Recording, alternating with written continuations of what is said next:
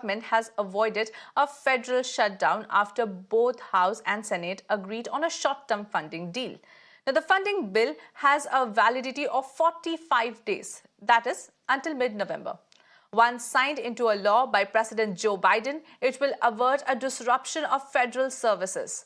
A shutdown which would have placed tens of thousands of federal employees on furlough without pay and suspend various government services was slated to begin at midnight in US. But in a dramatic turnout, House Republicans broke the deadlock and passed the stopgap funding bill. The passage through the Senate was easy as Democrats hold single-seat majority in the upper congressional chamber. It is very clear that I tried every possible way, listening to every single person in the conference. When we went to vote on appropriations bills you didn't think we could pass, we passed them. It was tough, but we got it through. We made sure we came down the last hour. Would I have wanted the bill we put on the floor yesterday that would secure our border, cut wasteful spending? Yes, I did. But I had some members in our own conference that wouldn't vote for that.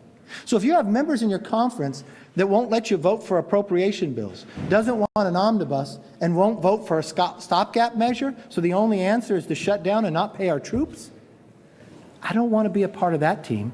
I want to be a part of a conservative group that wants to get things done. We went from devastating cuts that would have impacted the health, the safety, and the economic well-being of the American people in 24 hours to a spending agreement that meets the needs of the American people across the board. Entirely consistent with what Democrats have said from the very beginning is the only path forward. A bipartisan spending agreement that keeps government open, avoids a catastrophic government shutdown, and meets the needs of the American people in every possible way. Well, now let's go to my colleague Rishabh, who joins us live. Rishabh, quite a dramatic turn of events that we saw in the House. Now, this will keep the government afloat for 45 days, that is mid-November. But what can we expect next?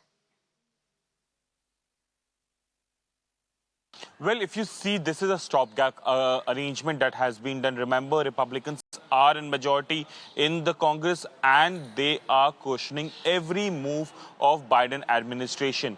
This situation has arisen because the Republicans were not ready initially to go ahead with the spending agreement that the Biden administration was looking at. And that's the reason that just 10 hours ahead of the shutdown, now the spending agreement has been sent to Senate, and that will likely be passed by Senate as well. But this will give a breather of 45 days to the US government for the spending.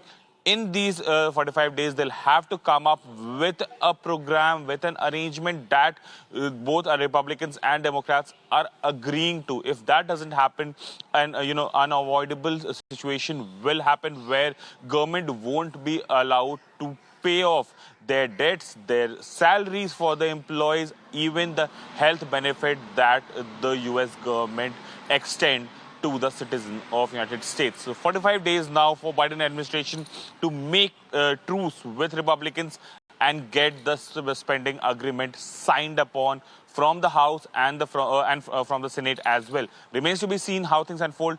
For now, they have been given a breather of 45 days.